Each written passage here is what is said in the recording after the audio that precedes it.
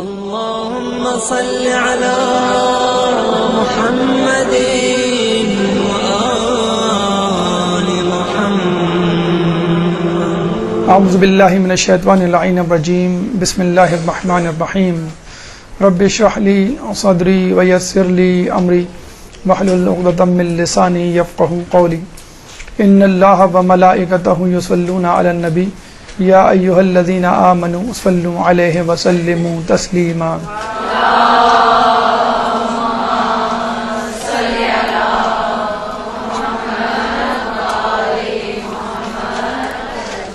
زیارت عراق کے حوالے سے ہماری گفتگو کا سلسلہ جاری ہے، اور اس ضمن میں نجف کے مقدس شہر کی زیارت سے، اس کی برکتوں سے بہرہ مند ہو رہے ہیں. اور جیسا کہ ہم نے پچھلی نشست میں ذکر کیا کہ حرم میں موجود ہر چیز، ہر شے، ہر کونا قابل دید ہے. ثمرات اور دنیاوی ثمرات ہوں یا اخروی، تمام قسم کے ثمرات سے بھرپور ہے، بشرطے کہ انسان چشم معرفت رکھے. چنانچہ ہم نے ذریعہ مقدس وہاں موجود آرام کرنے والے ہمارے پہلے امام امیر المومنین مولا کائنات اللہم صلی علی محمد و علی محمد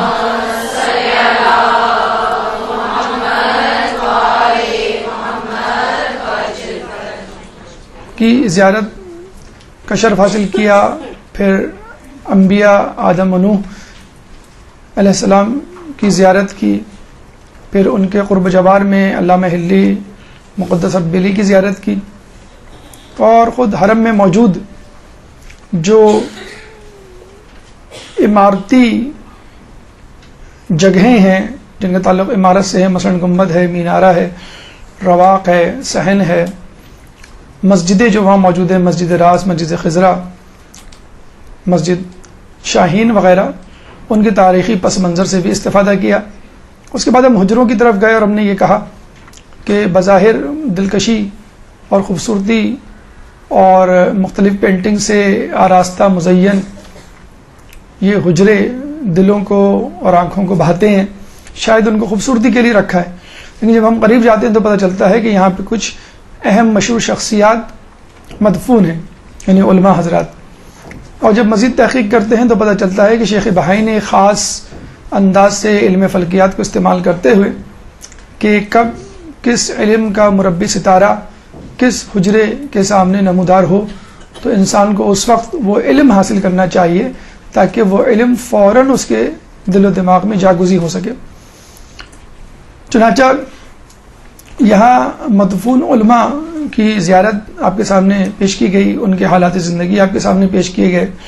اور دیکھا جائے جو ہم مولا کی زیارت کے لیے جاتے ہیں تو ان کی شخصیت مقدسہ ہے جو ہمیں کھینچ کے وہاں لے جاتی ہے، ورنہ زری بذات خود یا قبر مبارک بذات خود، در و دیوار کی کوئی اہمیت نہیں. شخصیت کی اہمیت ہے جس نے نجف کو نجف اشرف بنایا ہے.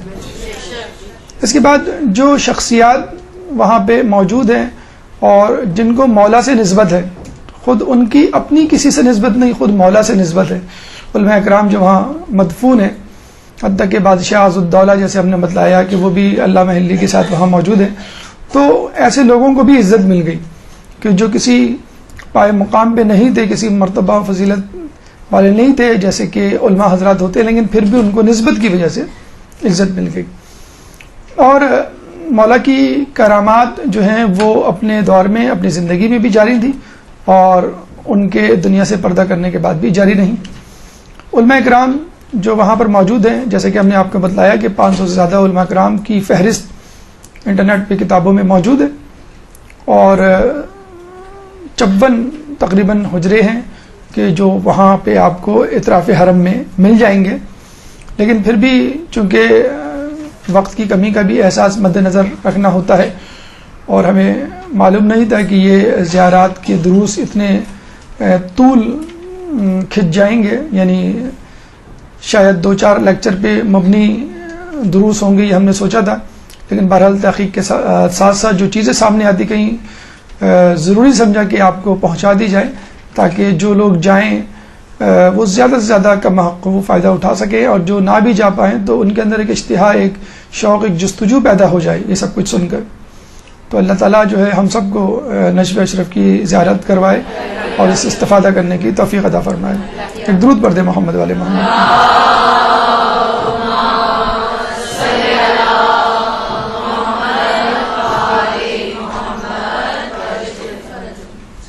ہم نے یہ کہا کہ باب کبیر سے جب آپ داخل ہوتے ہیں، جو کہ پائنتی والا دروازہ ہے، اس کے الٹے ہاتھ پہ تھوڑا سا آگے جا کے باب قبلہ ہے۔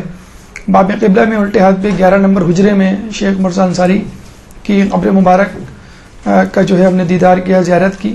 اس کے بعد 15 نمبر حجرے میں ہم محدث نوری اور شیخ عباس قمی کے پاس جو ہے وہ آئے، اور اس کے بعد جو ہے ہم نے جواد مغنیہ کا جو ہے وہ روزہ دیکھا، قبر مبارک دیکھی۔ 4 علماء غالباً ہم نے پچھلی مرتبہ آپ کے سامنے پیش کیے تھے، اور ہم نے یہ کہا تھا کم از کم 12 علماء ہم چاہتے ہیں کہ آپ کے سامنے پیش کریں، ورنہ تو علماء کی تعداد 500 اور 500 سے اگر ہم کم کریں تو 54 حجرے تو تقریباً 50 علماء تو مل ہی جائیں گے۔ اچھا، صرف علماء حجروں ہی میں نہیں ہیں، حجروں سے ذرا باہر جائیں، یعنی علامہ شیخ طوسی کی خبر آپ کو مل جائے گی، ٹھیک ہے۔ تھوڑا سا آگے جائیں، مطلب مین گیٹ پہ روزے کے کھڑے ہو کے آپ دیکھیں تو سامنے ہی سوق الحویش بازار ہے، وہاں پہ علامہ امینی جنہوں نے الغدیر کتاب لکھی ہے وہ مل جائے گی۔ تو بہرحال واکنگ ڈسٹینس پہ ہی خود نجف کے اندر ہی اندر اعتراف حرم میں آپ کو بہت سارے علماء مل جائیں گے۔ یہ تو فقط ان علماء کی بات ہے جو کہ حرم کے اندر جو ہیں وہ دفن ہیں۔ انشاءاللہ اگلے آنے والے دروس میں ہم علماء کی قبروں کی طرف بھی جائیں گے جو حرم کے اطراف میں واقع ہیں۔ آئیے ہم جو ہے وہ 5ویں عالم دین شیخ نعمت اللہ جزائری کی طرف چلتے ہیں کہ جو حجرہ نمبر 19 آپ کو جو ہے باب قبلہ سے شروع کرنا ہے۔ ویسے تو باب فرج جو ہے وہاں پر حجرہ نمبر 1 ہے، اور اس سے جب آپ اینٹی کلاک وائز گھومتے ہیں اور باب قبلہ کی طرف آتے ہیں تو باب قبلہ سے ذرا سا پہلے 11 نمبر میں شیخ مرزا انصاری، پھر آپ اپنا سفر جاری رکھتے ہیں اینٹی کلاک وائز تو آپ کو جو ہے شیخ محدث نوری اور شیخ عباس قمی اور جواد مغنیہ نظر آتے ہیں۔ تھوڑا سا ہم آگے بڑھتے ہیں، اینٹی کلاک وائز ہی موو کر رہے ہیں ہم، تو 19 نمبر حجرے میں شیخ نعمت اللہ جزائری نظر آتے ہیں۔ سید شیخ نعمت اللہ جزائری، شیخ نام عموماً محدثین کے لیے یا بزرگ علماء کے لیے استعمال کیا جاتا ہے بہرحال یہ سید نعمت اللہ جزائری 19 نمبر حجرے میں موجود ہیں، اور اپنے زمانے کے بہت بڑے جید عالم، اپنے زمانے کے مرجع، اور بہت ہی تکلیف اور بہت ہی زحمتوں سے انہوں نے علم حاصل کیا۔ اگر آپ ان کی رودات پڑھیں قصص العلماء میں مرزا احمد تنکابنی نے ان پہ تقریباً 16 صفحات صرف کیے ہیں، اور ان 16 صفحات میں پوری رودات لکھی ہے کہ بچپن سے لے کے جوانی اور وفات تک یہ کن مراحل، کتنی مشکلات سے کتنے سفر کیے ہیں، اور کتنی بیماریوں، کتنے حادثوں، پھر باقاعدہ انہوں نے آخر میں تذکرہ بھی کیا ہے کہ میں ان مسائل سے دوچار ہوا، اور ان مشکلوں کو ایک عالم دین کو ذہن میں رکھنا چاہیے کہ جب وہ علم دین حاصل کرے گا تو علم دین حاصل کرنے کے ساتھ ساتھ اس کو ان چیزوں سے سابقہ پڑے گا۔ حتیٰ کہ انہوں نے یہ بھی تذکرہ کیا ہے کہ بعض اوقات مجھے حاسدین سے بھی جو ہے وہ سامنا کرنا پڑا، اور میرے حاسدین یعنی میرے ساتھ پڑھنے والے لوگوں نے میری کتابیں جو ہیں وہ دریا برد کر دیں، جلا دی اور کہیں چھپا دی، اور مجھے میری کتابوں سے محروم کر دیا۔ اور ہوتا یہ پروفیشنل جیلسی جسے کہتے ہیں کہ ہر شخص بہرحال علم دین کی طرف اپنا رخ کر سکتا ہے، لیکن اگر اس کو تزکیہ نفس نہیں ہوگا تو حسد، کینہ، تکبر ساتھ ساتھ چلیں گے۔ ہر شخص عبادت کر سکتا ہے، لیکن یہ کہ اگر خلوص نیت نہ ہو عبادت میں تو پھر اس میں غرور اور تکبر آ جاتا ہے، جیسے شیطان کے اندر آ گیا تھا۔ اس طرح سامری کے اندر جو ہے علم کا تکبر، یا بلعم باعور کے اندر علم کا تکبر آ گیا تھا۔ تو عابدین میں بھی علم عبادت کا تکبر آ سکتا ہے، اور علماء میں بھی علم کا تکبر آ سکتا ہے۔ اسی لیے کہا گیا ہے کہ علم کے ساتھ ساتھ اگر تزکیہ نفس نہ ہو تو انسان معلومات تو اکٹھا کر لیتا ہے، علم نہیں، معلومات سے اس کے ظاہری علم میں اضافہ ہو جاتا ہے، لیکن جو نورانیت ہے جس سے وہ صحیح اور غلط کا فیصلہ کرتا ہے وہ نہیں پیدا ہو پاتی۔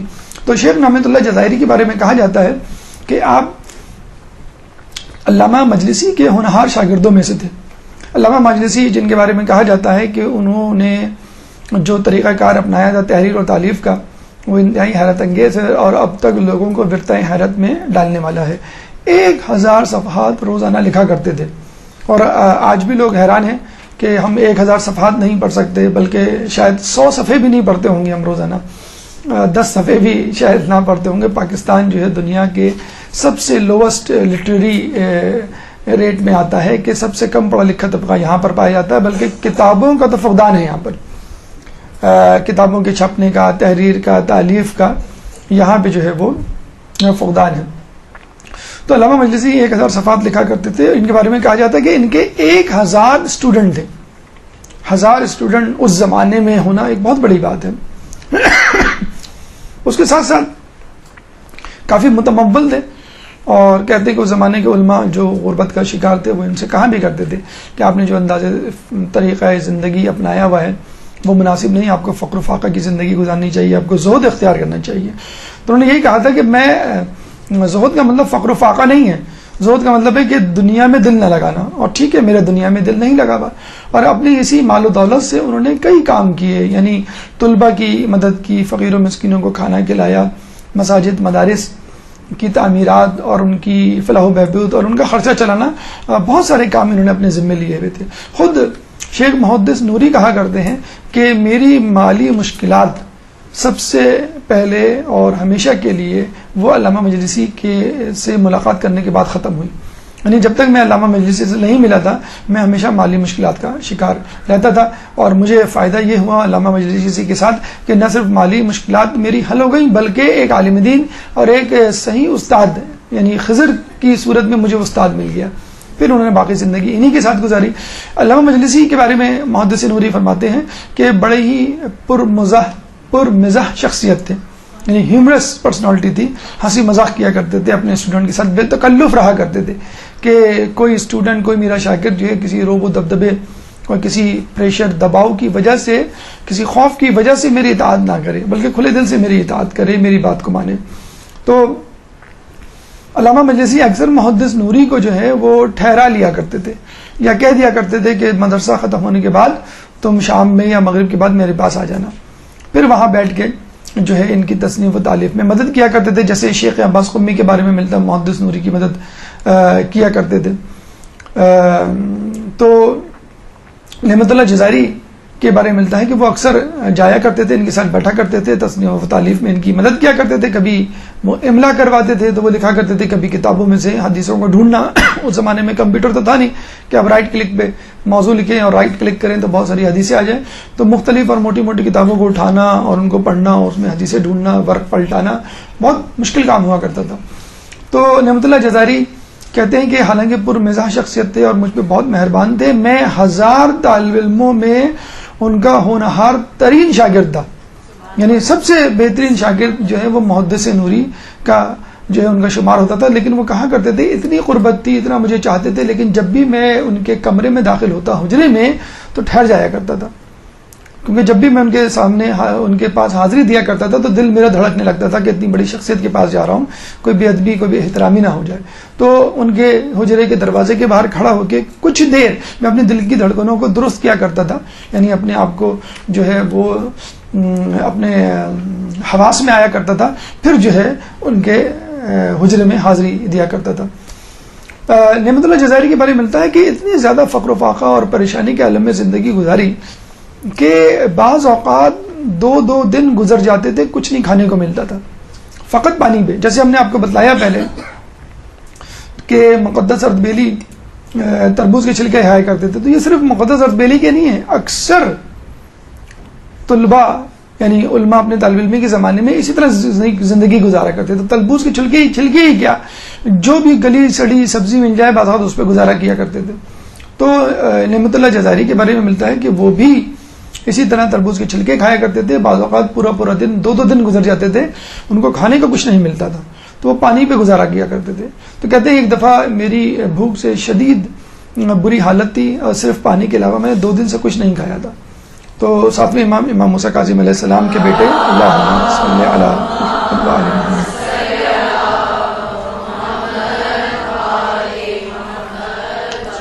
سید احمد ابن موسیٰ کی قبر مبارک پہ گئے جو کہ 7ویں امام کے صاحبزادے ہیں، اور ان کی قبروں مبارک پہ جا کر گر پڑے اور دونوں ہاتھوں سے قبر کو تھام لیا اور یہ کہا کہ آج میں آپ کا مہمان ہوں. دیکھیں اس زمانے کی مشکلات بھی ہوا کرتی تھیں، اور لیکن اس زمانے میں لوگوں کا ایمان بھی ہوا کرتا تھا. کہتے ہیں کچھ دیر ہی نہیں گزری تھی اس طرح لیٹے ہوئے ایک سید زادہ آیا اور مجھے کھانا دے کر چلا گیا. تو اس طرح وسیلے تلاش کیے جاتے تھے، اس یقین کے ساتھ وسیلے تلاش کیے جاتے تھے کہ کام بآسانی ہو جایا کرتا تھا. بہت سارے واقعات، جیسے ہم نے کہا ہے ایک کتاب حیرت انگیز واقعات، جس میں اس قسم کے واقعات معصومین کی زیارتوں کے حوالے سے معجزات کرامات لکھے ہوئے ہیں کہ مثلا ایک شخص نے جو ہے مولا کے حرم میں آ کے دعا کی کہ مولا میرا قرض ادا کر دیجیے. تو کہتے ہیں کہ جب وہ اپنے گھر گئے تو ایک شخص آیا اور اس نے جو ہے وہ تھیلی دی، تھیلی میں اتنی رقم تھی جتنا قرض تھا. تو اس شخص نے کہا آپ تو لوگ سبحان اللہ کہہ رہے ہیں، اس نے کہا مولا میں نے کہا تو تھا قرض ادا کر دیں، اس کا مطلب یہ تھا کہ تھوڑا سا اور بھی دے دیں تاکہ قرض ادا کرنے کے بعد میں جو اپنی ذرا کچھ زندگی کے لیے کاروبار کے لیے کچھ پیسے ہو جائیں میرے پاس، ان سے میں کام چلا لوں. تو پھر انہوں نے کہا کہ چلو یہ رقم تو فی الحال اس قرض خواہ کو دے دیں جو مانگ رہا ہے، اس کو قرض دے دیا. پھر آ کے مولا سے کہا کہ مولا جو ہے میں چاہتا ہوں کہ تھوڑا سا اور مل جاتا مجھے تاکہ میں اپنی گزر بسر کے لیے کوئی چھوٹا موٹا کاروبار کر لیتا. تو جتنی رقم ان کے ذہن میں تھی اتنی ہی رقم دوبارہ دوسرے دن ایک شخص نے آ کے ان کو دی. تو بھوک پیاس کیا، مال و دولت کیا، اولاد کیا، سب چیزیں مل جایا کرتی تھی، مشکلات بھی ہوا کرتی تھی، لیکن لوگوں کی ایمان بھی ہوا کرتے تھے.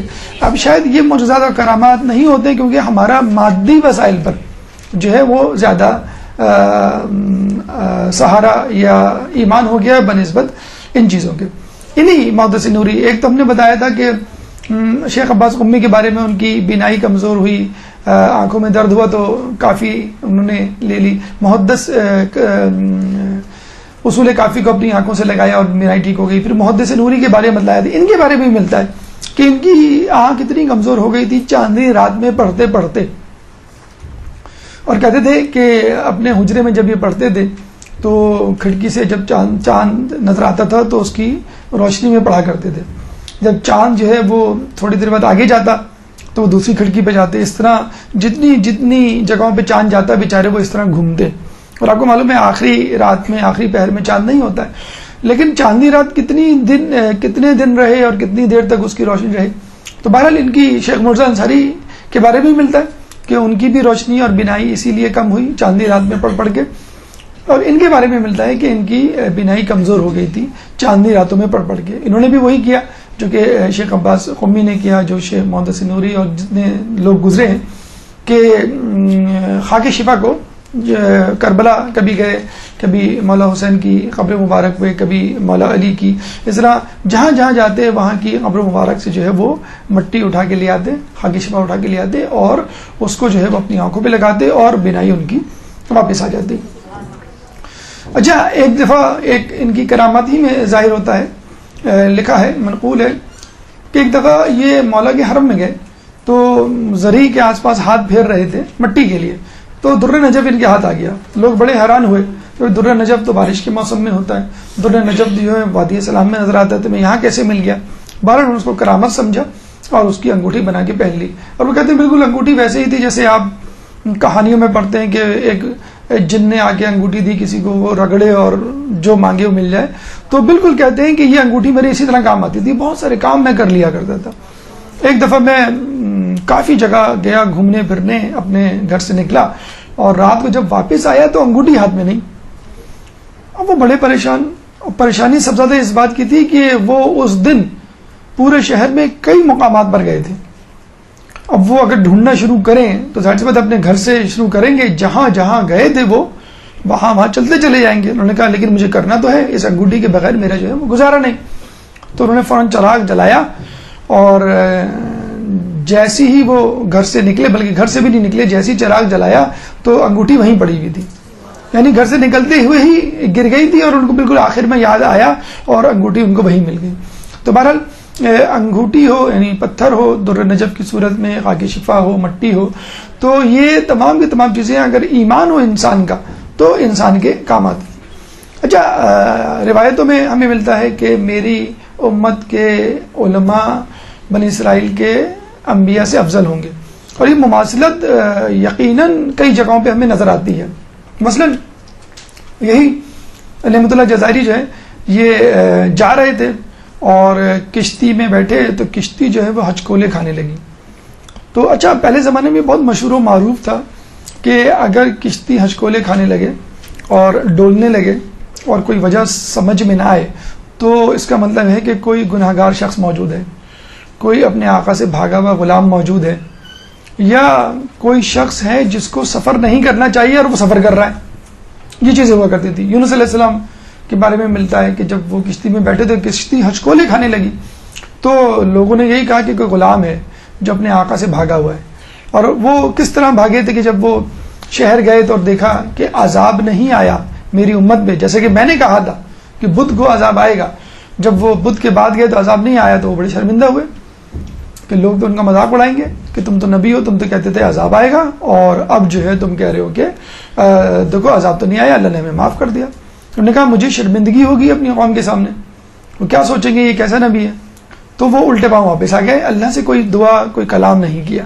تو ایک ترک اولا جو ان سے ہوا تھا اللہ تعالیٰ نے ان کو اس سزا سے یا اس زحمت سے دوچار کیا. تو کشتی ہچکولے کھانے لگی تو لوگوں نے کہا کہ غلام اپنے آقا سے بھاگ کر آیا ہے, قرآ ڈالو. وہ جتنے لوگ کشتی میں موجود تھے ان کا قرآ ڈالا تو یونس علیہ السلام کا نام نکلا. پھر قرآ ڈالا کہ بھئی یہ کیسے ہو سکتے ہیں اپنے آقا سے بھاگے ہوئے. پھر دوبارہ بھی ان کا نام نکلا, تیبارہ بھی ان کا نام نکلا. تو دیکھیں ہم اور آپ بہت سارے کاموں کو جو ہے وہ کرتے ہیں, نہیں کرتے ہیں اس لیے کہ ہماری توجہ نہیں ہوتی. مطلب کوئی غلط بات, کوئی حادثہ, کوئی بیماری, کوئی خلاف توقع, خلاف مزاج بات ہو جائے تو نیکوکار ہمیشہ یہی سوچتا ہے کہ کہیں مجھ سے کوئی غلطی تو نہیں ہوئی. جیسے شیخ عباس قمی جب بینائی کمزور ہوئی تو انہوں نے کیا سوچا کہ کہیں اہل بیت نے اپنی محبت سے مجھے دور تو نہیں کر دیا, اپنی ولایت سے محروم تو نہیں کر دیا, خدا نخواستہ اتنی بڑی بات. تو جب کشتی ہچکولے کھانے لگی, بلکہ ہچکولے نہیں کھانے لگی, وہ ریت میں پھنس گئی. اور جو ملح تھا اس نے کہا آج تک کبھی ایسا نہیں ہوا, یہاں ریت ہے ہی نہیں, میں نے تو کبھی نہیں دیکھی. جیسے آپ کی گاڑی میں چلتے چلتے اسپیڈ بریکر آ جائے, آپ کہیں بھی اسپیڈ بریکر تو تھا ہی نہیں یہاں پر, یہاں کیسے آ گیا. تو وہ ریت میں پھنس گئی, نیچے اترے تھے, ایک دن ایک رات لگ گئی. تو وہ ریت ہٹائی, پھر دوبارہ کشتی کو آگے بڑھایا, تھوڑی دیر آگے گئے, پھر کشتی پھنس گئی, پھر ریت. اور وہ ملہ بڑا پریشان کہ بھئی یہ سفر تو بہت آسان ہے اور میں خود کئی مرتبہ اس راستے سے جا چکا ہوں, میں نے تو کبھی ریت نہیں دیکھی, آج کیوں ریت ہے. جب 2-3 مرتبہ ایسا ہوا تو آپ نے یہ کہا کہ ہو نہ ہو یہ سفر میرے لیے مناسب نہیں. انہوں نے خود سے پوچھا کہ آج کون سی تاریخ ہے, تو پتہ چلا کہ جمادی الثانی کی آخری تاریخیں تھیں. آج اب جو ہے وہ ہمارا مہینہ شروع ہو گیا ہے, آخری تاریخ. اس کے بعد جو ہے وہ رجب, انہوں نے کہا 13 رجب. اور اتفاق سے جہاں سے وہ گزر رہے تھے نجف اشرف قریبی تھا. ایک ہوتا نا کہ آپ کہیں سے گزرے تو آپ کے دل میں آتا ہے کہ چلو میں یہاں سے بھی ہو کے اپنا کام کر لوں, یہاں سے بھی یہاں کی بھی زیارت کر لوں, یا ان صاحب سے بھی مل لوں. تو ان کے دل میں یہ آ تو رہا تھا کہ جب میں نجف اشرف کے قریب سے گزر رہا ہوں تو کیوں نہ میں زیارت کر لوں, لیکن بس انہوں نے ضروری نہیں سمجھا ہوگا کہ چلو مجھے گھر جانا ہے اپنے ملک. تو ان کے ذہن میں آیا کہ جب 13 رجب اتنی بڑی مخصوصی آ رہی ہے اور نجف اشرف جو بہت زیادہ دور بھی نہیں ہے تو میں کیوں سفر کر رہا ہوں. تو ان کو فوراً یہ ذہن میں آیا کہ مولا چاہتے ہیں کہ میں ان کے حرم کی زیارت کروں, اس لیے بار بار میرے سفر میں رکاوٹ پیدا ہو رہی ہے. چنانچہ کشتی والے کو کہا کہ بس میں اپنا سفر ترک کرتا ہوں, مجھے آگے نہیں جانا, اور وہیں سے الٹے پاؤں واپس پلٹے اور مولا کی زیارت کے لیے نجف اشرف چلے گئے. تو یہ دیکھیں جو نیکوکار ہوتا ہے, محبان اہل بیت میں سے ہوتا ہے, اللہ تعالیٰ اس کو بہانے سے نیکی کرنے کا موقع فراہم کرتا ہے. ان کی بہت ساری کتابیں ہیں, انوار النعمانیہ, تزکیہ نفس, اخلاقیات اور اپنے آپ کو سنوارنے کے حوالے سے. شرح لکھی ہے انہوں نے نہج البلاغہ کی, صحیفہ کاملہ کی شرح جامی بھی انہوں نے لکھی ہے. غایۃ المرام فی شرح تہذیب الاحکام, تہذیب الاحکام کی شرح بھی انہوں نے لکھی ہے. نور سافٹ ویئر آج کل بہت کامن ہے, لیکن اتفاق سے فارسی اور عربی میں اس کے سارے سافٹ ویئر ہیں. تو وہ ایک بڑا اچھا کام کر رہے ہیں کہ جتنے بھی مشہور علماء گزرے ہیں, معروف یا غیر معروف, آہستہ آہستہ ان علماء کی تمام تصانیف ایک سی ڈی میں بند کر رہے ہیں. جیسے علامہ مجلسی نے جو کچھ لکھا, امام خمینی نے جو لکھا, خوئی صاحب نے جو لکھا, تو جن افراد کی جتنی تصانیف ہیں ابراہیم امینی ہیں آپ کے دست غیب ہیں ایک سیڑھی میں، تو ان کی بھی آثار محدثی یا آثار جزائری کر کے جو ہے ان کی تمام تصانیف جو ہے ایک سیڑھی میں بند کر دی ہیں. تو اگر فارسی کی کسی کو شدبد ہو تو نور سافٹ ویئر کو استعمال کر کے بعض اوقات تو انہوں نے یہ بھی کیا ہے کہ ایک سی ڈی میں 15 تفاسیر ہیں، ایک سی ڈی میں 40 تاریخ کی کتابیں ہیں، ایک سی ڈی میں جو ہے وہ پوری مطلب جو ہے وہ بحار الانوار اور 4 کتب اربع جو ہے وہ شامل ہیں. اچھا، اس کا طریقہ یہ ہے کہ انہوں نے باقاعدہ اس کو ٹائپ کیا ہے، اور ٹائپ کرنے کا فائدہ یہ ہے، فرض کر لیں بحار الانوار میں مولا علی کی فضیلت آپ لکھ دیں، اس کے اوپر وہ تمام فضیلت متعلق احادیث آ جائیں گی. بی بی سیدہ آپ لکھ دیں، تمام احادیث آپ کو آ جائیں گی. شہید مطاری کی تمام کتابیں انہوں نے ایک ہی جو ہے سی ڈی میں ڈال دی ہیں. شہید مطاری نے مثلا عورت کی آزادی یا حجاب سے متعلق کہاں کہاں کچھ کہا ہے، تو وہ آپ لکھ دیں، وہ ہر جگہ ہر کتاب میں جو اب آپ کو پوری کتاب مطلب جو یہاں پہ ذاکرات ہیں یا استاد ہیں یہ جو پڑھاتے ہیں ان کے لیے مدرسین کے لیے بہت اچھا طریقہ ہے کہ بس آپ وہ لکھ دیں، آپ کو پوری کتاب بھی نہیں پڑھنی پڑ جائے گی، بس یہ بتا دے گا وہ کہ فلاں کتاب کے فلاں صفحے پہ اتنا پیراگراف اتنا مٹیریل اس چیز سے متعلق ہے. تو آپ بڑے مزے سے ایک ہی موضوع سے متعلق کئی کتابوں کو مکمل طور پہ پڑھے بغیر درس تیار کر سکتے ہیں. تو بہرحال یہ جی فارسی میں ہے، یہ اب دعا کریں وہ لوگ اردو کی طرف آئیں، اور اردو کی طرف وہ اسی وقت آئیں گے جب ہم اردو میں کتابیں پڑھنا شروع کریں گے. تو اردو میں مٹیریل ملنا نہایت مشکل کام ہوتا ہے، ویب سائٹ بھی جو ہے ملنا بہت مشکل ہوتا ہے. آپ نام کچھ لکھیں آتا کچھ ہے، سید احمد مستمت لکھیں تو سید احمد خان آ جاتا ہے. تو جو ان کی سرچ ہے وہ بھی بڑی مشکل ہے، اردو کی مٹیریل بھی بہت کم ہے. لیکن بہرحال جتنی کتابیں اویلیبل ہیں کم از کم آپ ان سے ضرور فائدہ اٹھائیں جو ویب سائٹس موجود ہیں.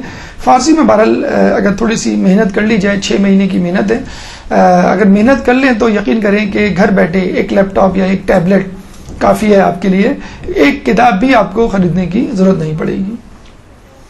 ایک درود پڑھ دیں محمد والے محمد.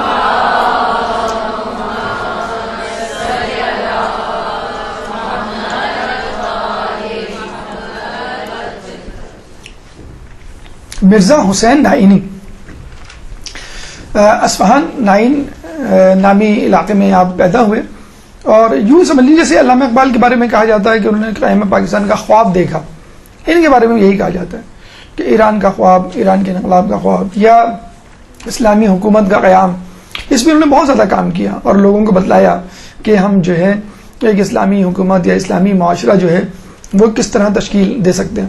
اس زمانے میں یعنی 18ویں صدی کی یہ بات ہے، 17، 18، 19، یہ وہ 3 صدیاں ہیں کہ جس میں انگلینڈ نے اور فرانس نے پوری دنیا میں قبضے کا، چور بازاری کا جو ہے بازار گرم کر رکھا ہوا تھا. اور بڑے فخر سے یہ کہا جاتا تھا کہ ایک زمانہ تھا کہ برطانوی حکومت کا سورج نہیں غروب ہوتا تھا، یعنی جب وہ غروب ہوتا تھا تو اسی کی کسی کالونی میں نمودار ہوتا تھا.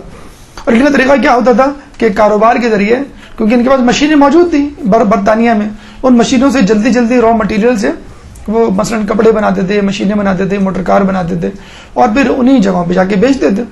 تو اپنے ایجنٹس تاجروں کی صورت میں انہوں نے جیسے پاکستان میں بر صغیر پاک و ہند میں بھیجے، ایسٹ انڈیا کمپنی، اس طرح ایران عراق میں بھی بھیجے، اور آہستہ آہستہ لوگوں کو اپنا غلام بنایا.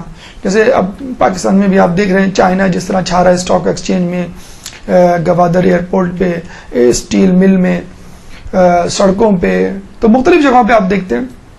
تو جب کوئی شخص باہر سے آتا ہے اور آپ کی اکانومی کو کیپچر کرتا ہے، مارکیٹ کو، تو معاشی طور پہ بھی بدحال ہوتے ہیں ہم، اور تہذیبی طور پہ بھی مفلوق الحال ہو جاتے ہیں. پھر آپ کو اس کمپنی اور اس ماحول میں ڈھلنا پڑتا ہے. جیسے انگریز جب یہاں پر آیا تھا تو اس نے جو انگریزی کو رواج دیا، اس نے جو اپنے لباس کو رواج دیا، اس نے جو ہے اپنی ثقافت کو، مکس گیدرنگ کو اور تھیٹر کو یا ڈراموں کو، فلموں کو رواج دیا. تو یہی کام جو ہے انگریز نے ایران، عراق اور دوسری جگہوں پہ کرنے کی کوشش کی. تو عراق میں اور ایران میں دونوں جگہ پہ علماء کی وجہ سے، فقط علماء کی وجہ سے کافی مزاحمت کا سامنا کرنا پڑا.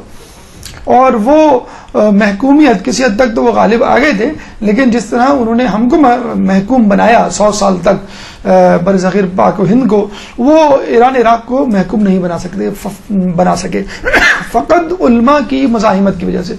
علماء سمجھ گئے تھے کہ یہ ہم پہ قبضہ کرنے آئے، نہ صرف معاشی طور پہ بدحال کر کے چھوڑیں گے بلکہ ہمیں ہمارے دین سے بھی بیگانہ کر دیں گے.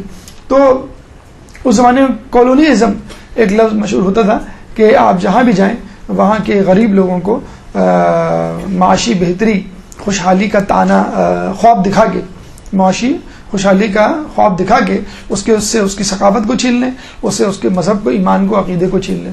تو انہوں نے یہ کیا، تو اس زمانے میں مرزا نائینی اور ابو الحسن اصفہانی اسپیشلی یہ دو نام ہوا کرتے تھے، انہوں نے بہت زیادہ ریزسٹنس کی. اس کے بعد پھر ماشاءاللہ مرزا شیرازی جو تمباکو کا فتویٰ انہوں نے دیا تھا، وہ تمام علماء جو ہے مل کر انہوں نے جو ہے ریزسٹ کیا. تو جب انہوں نے کمیونزم کے خلاف آواز کو بلند کیا، جب اس زمانے میں یعنی وہ سمجھ لیا 18ویں صدی کا آخری تھا اور 19ویں صدی کی شروعات تھی. اس زمانے میں جو بادشاہ ہوتے تھے، مثلا قاجار فیملی اس زمانے میں ایران میں تھی، تو اس زمانے میں بادشاہ بھی بڑی سیاسی اور معاشی ابتری کا شکار تھے. جیسے بہادر شاہ ظفر کے ساتھ ہوا کہ وہ بھی جو ہے وہ شان و شوکت، جاہ و جلال اور خوشحالی نہیں رکھتے تھے، جس کی وجہ سے انگریز ان پر غالب آ گئے. تو قاجار کے ساتھ بھی یہی ہوا، اور جو فیملی تھی ان کے ساتھ بھی قاجار کی یہی ہوا.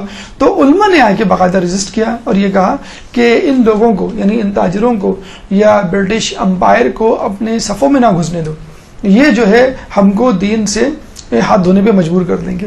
تو ان کو جلا وطن کیا، مطلب بادشاہ نے اور برٹش ایجنٹس نے مل کر، اور یہ پھر جو ہے وہ ایران گئے، اور ایران میں ابو الحسن اصفہانی ان کے ساتھ موجود تھے، عبد الکریم حائری وہاں موجود تھے. تو ان تمام لوگوں نے ایران کی اول انقلاب کی بنیاد رکھی اور وہاں پہ کولونزم اور استعمار کو آنے سے وہاں روکا. یہ ایک ٹکٹ جو ایران نے جو ہے ان کی ولادت کے موقع پہ جاری کیا.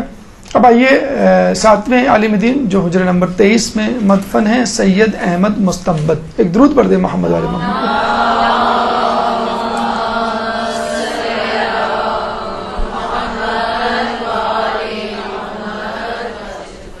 سید احمد مستنبط جو کہ حجرہ نمبر 23 میں موجود ہیں، یہ جیسے شیخ عباس قمی کا ہم نام لیتے ہیں فوراً مفاتی آپ کے ذہن میں آتی ہے، بہار الانوار اور علامہ مجلسی بالکل لازم و ملزوم ہے.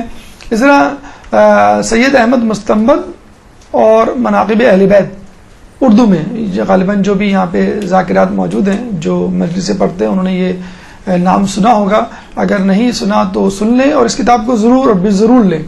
اردو میں دستیاب ہے، 4 جلدوں پر مشتمل ہے، مناقب اہل بیت.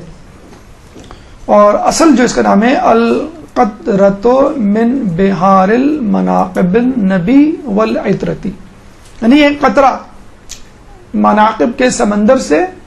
کس کے مناقب کے سمندر سے؟ فضائل کے سمندر سے، رسول اللہ اور ان کے اہل بیت کے.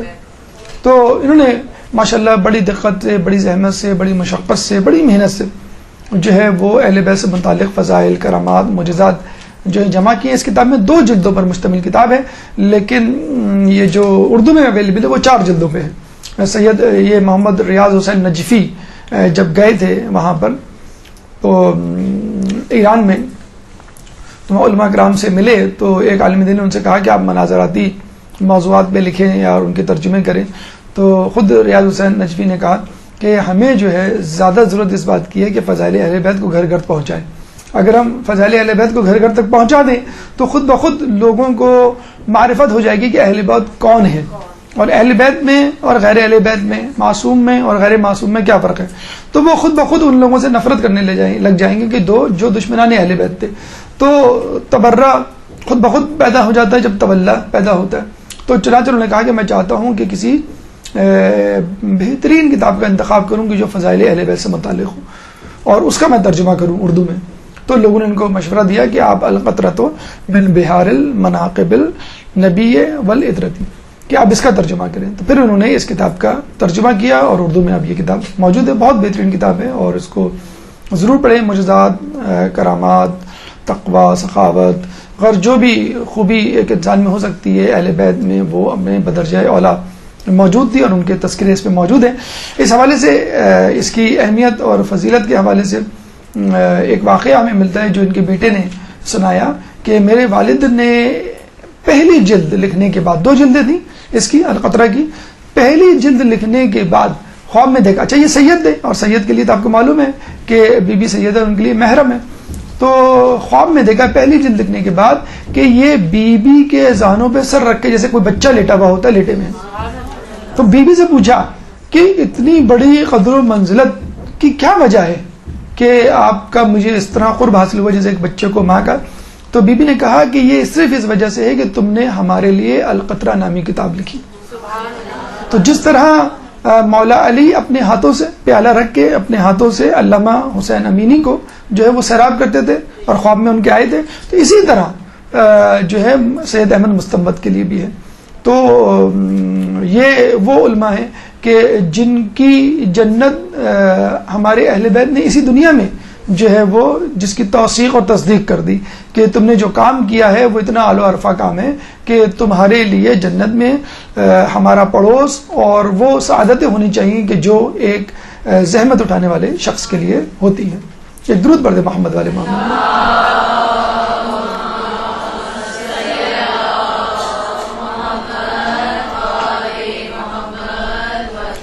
شیخ محمد کاظم آخوند خراسانی شیخ مرزا انصاری کے بہترین شاگرد, ہونہار شاگرد, قابل فخر شاگرد. اور آپ کو ہم نے یہ بھی بتلایا تھا کہ شیخ مرزا انصاری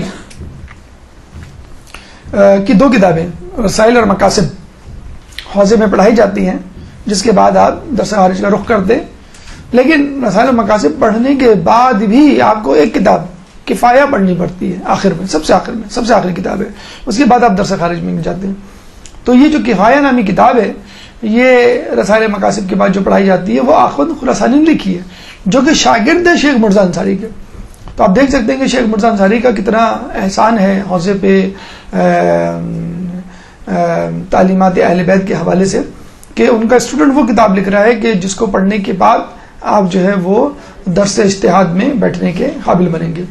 بہترین استاد تھے, مطلب لوگ کہتے ہیں کہ ان کے درس کو دیکھ کر شیخ مرزا انصاری کا درس یاد آ جاتا تھا, ان کے درس کو دیکھ کے شیخ طوسی کا درس یاد آ جاتا تھا. جیسے ہم نے بتایا نا شیخ طوسی کے درس میں 300 مجتہدین بیٹھے ہوتے تھے, تو ان کے درس میں بھی کہا جاتا ہے کہ 1200 جو ہے وہ علماء ہوا کرتے تھے, اور ان علماء میں 200 تو فقط مجتہدین ہوا کرتے تھے. اور ایسے ایسے شاگرد انہوں نے جو ہیں بنائے ہیں, پروان چڑھائے ہیں, اپنے سایہ عاطفت میں ان کو علم سے سیراب کیا ہے کہ وہ خود آگے چل کے بہت بڑی شخصیت میں تبدیل ہوئے ہیں. یہ دیکھیں آیت اللہ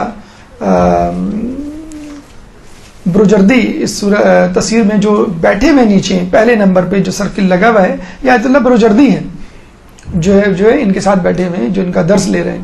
تو آپ کی شخصیت بھی جو ہے وہ بہت بڑی شخصیت ہے. تو بلا شبہ آخوند خراسانی کا جو دروس تھے, جو ان کی تعلیمات, جو ان کی کتابیں جو ہیں, ان سے لوگوں نے بہت استفادہ کیا. اچھا عموماً ہمارے ساتھ یا ہم جیسے لوگوں کے ساتھ ہوتا ہے کہ جب ہم پڑھائی میں مشغول ہوتے ہیں تو عبادات کی طرف توجہ کم ہوتی ہے. ہم نے بتلایا تھا آپ کو شیخ مرزا انصاری کے بارے میں کہ اتنے زیادہ پڑھنے لکھنے سے ان کا تعلق تھا, لیکن اس کے باوجود 1 سپارہ روزانہ نماز جفا, جعفر طیار روزانہ نماز زیارت عاشور, جامع کبیرہ وغیرہ وغیرہ, کتنے اعمال وہ کیا کرتے, نوافل تمام پڑھا کرتے تھے. تو ان کے بارے میں بھی کہا جاتا ہے آخوند خراسانی کے بارے میں, جب یہ نجف اشرف میں تھے تو ان کا پڑوسی جو تھا وہ کہا کرتا تھا کہ میری چھت اور ان کی چھت آپس میں ملی ہوئی ہے. اور اکثر لوگ جو ہے وہ گرمی کے موسم میں مثلا اوپر چھت پہ جا کے نماز پڑھا کرتے تھے, نماز شب اور نماز فجر. تو یہ کہا کرتے ہیں کہ اکثر جب میری آنکھ کھلتی تھی, بلکہ میری آنکھ ہی کھلتی تھی کسی کی سسکیوں کی آوازوں سے, تو جب میں غور سے دیکھتا تھا اپنے آس پاس تو مجھے دوسری چھت پر ایک شخص سجدے میں نظر آتا تھا, اور اتنا زیادہ اتنی شدت سے وہ گریہ کیا کرتے تھے آخوند خراسانی کہ جیسے کوئی مجرم اپنے جرائم پہ رو رہا ہو, کہ بہت بڑا گناہ گار جو ہے اپنے گناہوں پہ رو رہا ہو, کہ پتہ نہیں اس نے کیا کر دیا ہے کہ شاید اس کی معافی بہت مشکل ہے, اور اس لیے بہت زیادہ شد و مت سے روزانہ آنسوؤں سے رو کر اللہ تعالیٰ سے اپنی مغفرت کی دعا طلب کر رہا ہے. تو آخوند خراسانی اس زمانے میں کتنے بلند پایا کہ عالم دین, بلند پایا کہ متقی پرہیزگار, لیکن اس کے باوجود کرنا تو ہم جیسے گناہ گاروں کو چاہیے, لیکن وہ ایک عالم دین, ایک مرجع جو ہے راتوں کو اس طرح رو رہا ہے کہ شاید اس وقت سب سے زیادہ روئے زمین پہ سب سے زیادہ گناہ گار وہی شخص ہو. تو یہ ان کا تقوی، یہ ان کا خلوص اور عبادت میں ان کا حصہ. یاد رکھ لیجیے ہمیشہ کہ جب بھی آپ علم حاصل کریں گے، جب تک اس میں عبادت کی چاشنی نہیں آئے گی، جب تک سجدوں کی تکرار نہیں ہوگی، سجدوں اور رکوع کی طوالت نہیں ہوگی، قرب الہی نہیں ہوگا، اس وقت تک آپ کا علم جو ہے وہ حقیقی علم میں نہیں تبدیل ہو سکتا. اچھا، اتنی زیادہ عبادت، اتنا زیادہ علم سے ان کی وابستگی، درس و تدریس سے وابستگی، ہمیں اور آپ کو اگر کہہ دیا جائے کہ بھی آپ کو جو ہے وہ نجف میں گھر دیا جا رہا ہے تو آپ کتنے زیادہ خوش ہوں گے. ہمیں اور آپ کو جو کہا جائے کہ بھئی حرم جانا ہے، ہم کتنے خوش ہوں گے. اور ہو سکتا ہے پورا دن ہم لگا دیں جب تک کوئی بہت ضروری جو ہے وہ چیز یا امر پیش نہ آ جائے. ان کے بارے میں ایک عجیب بات کی جاتی ہے آخوند خراسانی کے بارے میں کہ جب یہ حرم جاتے تھے تو بہت جلدی زیارت پڑھ کے نکل آتے تھے. ایک دو مرتبہ نہیں کہ شاید کوئی کام یاد آ گیا ہو، ہمیشہ فوراً کے فوراً جاتے تھے، بس فوراً کے فوراً زیارت پڑھی اور بس فوراً کے فوراً نکل آئے. تو لوگ اس کو نوٹ کرتے تھے اور اس حد تک نوٹ کیا کہ انہوں نے باقاعدہ ان سے کہہ دیا کہ آقا بہت عجیب سا لگتا ہے، مطلب بہت برا لگتا ہے، سیدھی سی بات ہے کہ آپ اتنی جلدی نکل آتے ہیں. ٹھیک ہے آپ زیارت نہ پڑھیں، اگر آپ کو مختصر زیارت پڑھنی ہے مختصر زیارت پڑھیں، لیکن اتنی جلدی تو نہ نکلیں کم از کم. کیا محسوس کرتے ہیں لوگ کہ نعوذ باللہ خدا نہ خاصا کیا آپ کو مولا سے محبت نہیں؟ لوگ تو گھنٹوں ذریعے سے جو ہے وہ لپٹ کے چپک کے اور جو ہے وہ پکڑ کے کھڑے رہتے ہیں. تو یقین کریں انہوں نے کیا جواب دیا؟ انہوں نے اپنی داڑھی کو پکڑا اور کہا کہ کیا تم چاہتے ہو اس عمر میں اس سفید داڑھی کے ساتھ میں مولا سے ریاکاری کروں اور اپنی جھوٹی محبت کا ان کو جو ہے وہ یقین دلاؤں کہ مولا میں یہاں بیٹھا ہوں کیونکہ آپ سے محبت کرتا ہوں. یعنی مولا کا ماننے والا تو وہ ہے کہ جو حرم میں ہو یا حرم سے باہر ہو، مولا کی باتوں میں اگر عمل کر رہا ہے تو بس کافی ہے، مولا حرم میں رہ کر اس کی جو ہے وہ زیارت کروا دیں گے. اور ہمیں ملتا ہے، جیسے آپ کو پہلے ہی بتایا تھا کہ ایک پڑوسی نے دوسرے پڑوسی سے کہا جو امیر تھا، متمول تھا، خوشحال تھا، کربلا کی زیارت کو کیا اور کہا کہ میری طرف سے بھی سلام کر دینا. تو اس نے اپنی زیارت پڑھی، اپنا سلام پڑھا، اور جب اس کو یاد آیا کہ میرے غریب پڑوسی نے بھی کہا تھا، منتقی پرہیزگار تھا، عابد تھا، زاہد تھا، اس کی طرف سے جب سلام میں نے زیارت پڑھی، سلام کیا، تو فوراً قبر اقدس سے جواب آیا وعلیکم السلام. خود کا جواب نہیں آیا، اس کا جواب آیا جو موجود نہیں تھا. تو جو زیارت پہ نہیں جا سکتا اس کو دل نہیں چھوٹا کرنا چاہیے کہ ہم زیارت پہ نہیں جا سکے. زیارت پہ جانے کے لیے ہمیشہ یاد رکھیں کہ مزہ اس وقت ہے کہ جب مولا جو ہے آپ کو خوشی خوشی گلے لگائیں، مولا جو ہے وہ آپ کے سلام کا جواب دیں، مولا جو ہے وہ آپ سے خوش ہو. کچھ لوگ کہتے ہیں کہ بھئی مولا کا جب بلاوا آئے گا تو جائیں گے، اور کچھ ایسے لوگ پہنچ جاتے ہیں جن کو دیکھ کے آدمی غصے سے کہتا ہے کہ آپ کو بھی مولا نے بلایا ہے. تو پھر لوگوں نے علماء سے رابطہ بھی کیا کہ ہمیں حرم میں ایسے لوگ نظر آتے ہیں جن کو نہیں ہونا چاہیے. استغفر اللہ، مطلب ہوتا ہے بعض اوقات کہ ان کی وہی ایکٹیویٹیز مطلب حرم میں موجود ہیں، حرم کے بعد کوئی تبدیلی نہیں آئی، وہی فسق و فجور، وہی جو ہے وہ حرام مال اور یہ تمام چیزیں جاری ہیں.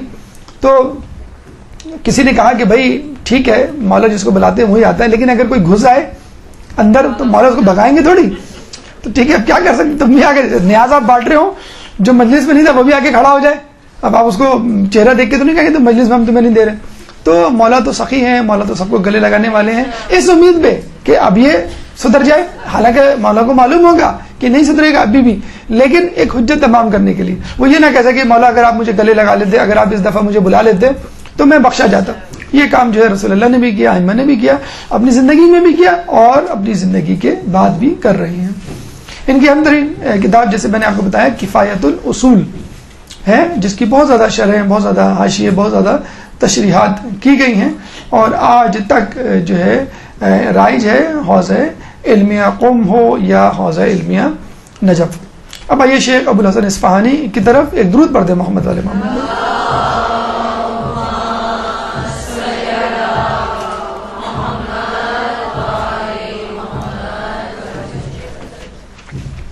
شیخ ابو الحسن اصفہانی جیسا کہ نام سے ظاہر ہے اصفہان، یہ 3 ہی 4 شہر تھے، قم تھا، شیراز تھا، اصفہان تھا، تبریز تھا، شوستر تھا، کہ جہاں پہ بڑے بڑے علماء جو ہے پیدا ہوئے.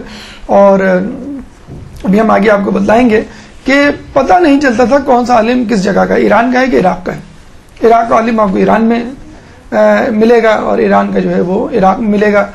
پیدا ایران میں ہوا ہے، زندگی اس نے عراق میں گزاری، پیدا عراق میں ہوا ہے، دفن جو ہے وہ ایران میں ہوا ہے. تو وہ آپ بعض وقت ممیز نہیں کر پاتے کون شخص کہاں کا ہے. ابو الحسن عثمانی جیسے کہ ہم نے بتایا اس سے پہلے مرزا نائینی کے ساتھ جو ہے کالونیزم کی سخت مخالفت کرتے تھے، اور جو برٹش کمپنیز اور مستعمار اور دیگر ممالک کے لوگ وہاں پر آئے اور جنہوں نے کوشش کی وہاں کی معاشیات پہ قبضہ کرنے کی، وہاں پہ جو ہے انہوں نے اس کی سخت مزاحمت کی اور لوگوں کو بتلایا۔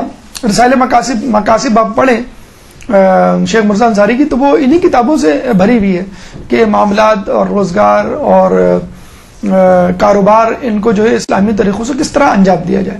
تو جب انہوں نے مخالفت کی تو ان کو بھی جو ہے جلا وطن کر دیا گیا، اور یہ بھی جو ہے عراق سے نکالے گئے، ایران گئے، وہاں پہ جو ہے عبد الکریم حائری حوزہ قم کے بانی اور دیگر افراد نے جو ہے ان کا استقبال کیا۔ ان کی مشہور ترین کتاب جو ہے وہ وسیلہ نجات ہے۔ فقہ سے متعلق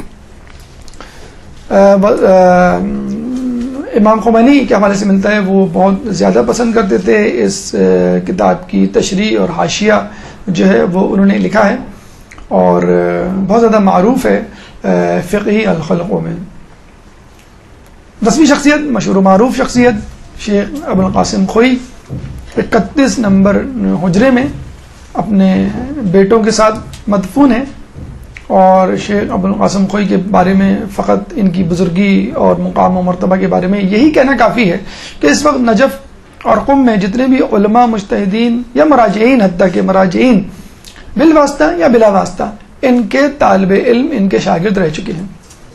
آغا سیستانی مرجع عالم وہ جو ہیں ان کے شاگرد رہ چکے ہیں، رہبر انقلاب آیت اللہ الزبا خامنائی یہ ان کے شاگرد رہ چکے ہیں، وحید خراسانی فلاح عالم کے طور پہ جن کا نام لیا جاتا ہے وہ ان کے شاگرد رہ چکے ہیں۔ ناصر مکارم شیرازی کتنی بڑی شخصیت، تفسیر نمونہ، تفسیر نہج البلاغہ اس وقت لکھ رہے ہیں، بلکہ لکھ چکے ہیں، وہ اردو میں ترجمہ ہو رہی ہے، 3 جلدیں ہو چکی ہیں 16 جلدوں پہ، تو ان کا بھی بہت نام ہے، جن کے بارے میں محمدی اشتہابی فرماتے ہیں کہ میرے ہاتھ میں قلم ناصر مکارم شیرازی نے پکڑایا، جنہوں نے قصص الانبیاء لکھی ہے، اس وقت بہت مشہور ہو رہی ہے، بہت اچھی کتاب، بہت ہی کلاسیفائڈ انداز سے انبیاء کی سیرت کا اور ان کی تاریخ کا تذکرہ کیا ہے۔ تو محمد اشتہابی جو ہیں وہ کس کے شاگرد؟ ناصر مکارم شیرازی۔ ناصر مکارم شیرازی کس کے شاگرد؟ ابو القاسم خوئی۔ تو ابو القاسم خوئی کا جو ہے مقام اور مرتبہ جو ہے آپ اس کا اندازہ لگا سکتے ہیں۔ تو یہ خوئی میں پیدا ہوئے۔ اچھا، لوگ یہی سمجھتے ہیں کہ آغا سیستانی جو ہے وہ سیستان ایران کے ہیں اور یہ عراق کے، نہیں، یہ خوئی یہ خود ایران کے ہیں۔